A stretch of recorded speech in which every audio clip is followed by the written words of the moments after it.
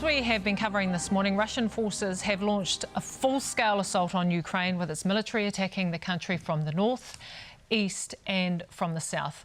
On a map, we're a long way from Ukraine, but that doesn't mean we aren't affected. Ukrainian migrants living in Aotearoa, many of which who have families still there, have banded together, organising peaceful protests against Russia's aggression to show support for their home country. For more, Isaac Gunson caught up with Ukraine migrant and peaceful protester Yana Khorozova. A little bit about, a lot of New Zealanders will be out of the loop with what's going on in Ukraine, and that'll owe to being halfway around the world. But you've spent, this is home for you.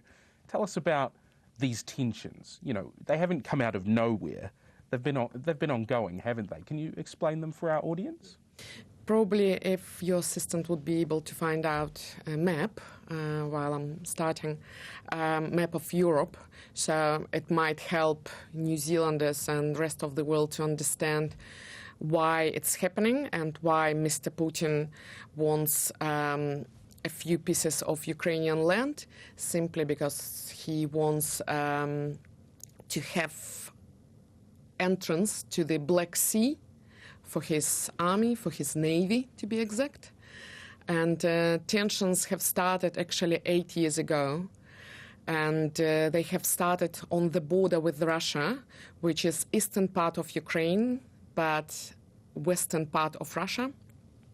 Back 8 years ago, the propaganda on this territory started about the people who speak Russian language, like myself, for example. Even though I was born in Ukraine, my mother tongue is Russian, but it's nothing to do with the Russian Federation. It's like, look, you speak in English, but you are not UK citizen, right? Canadians speak English and French, but they are not French citizens or citizens of UK. Same story, there are two languages. So the propaganda started in the eastern part of Ukraine that Russian-speaking citizens get pressured by the Ukrainians, which is definitely not truth. And yeah, pretty much since that the war started, Ukraine was not able to reflect straight away, especially back then. It wasn't military country, it was purely agricultural country. You might know some facts about Ukraine, like it's the largest supplier of sunflower oil in the world.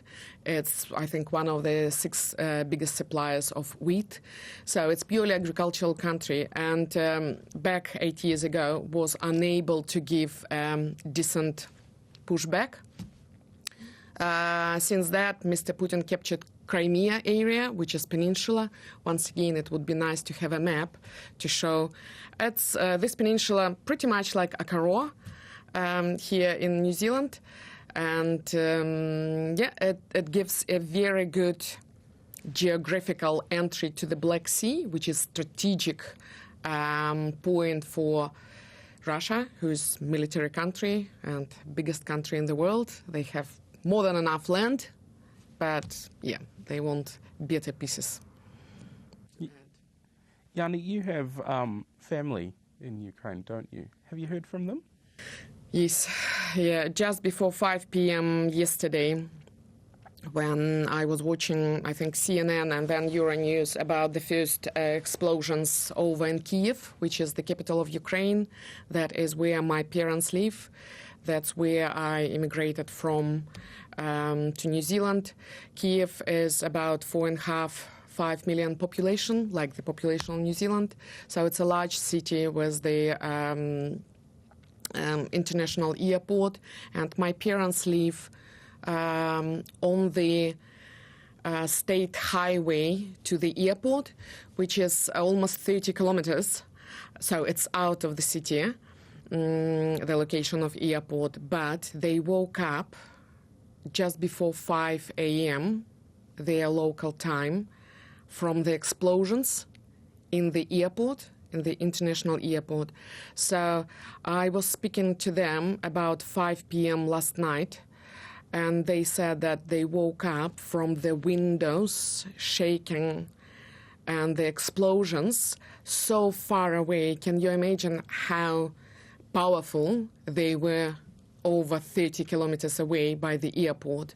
So Mom showed me in the camera from her balcony the fire over the airport. So as it now, I know it hasn't been the actual airport, but around.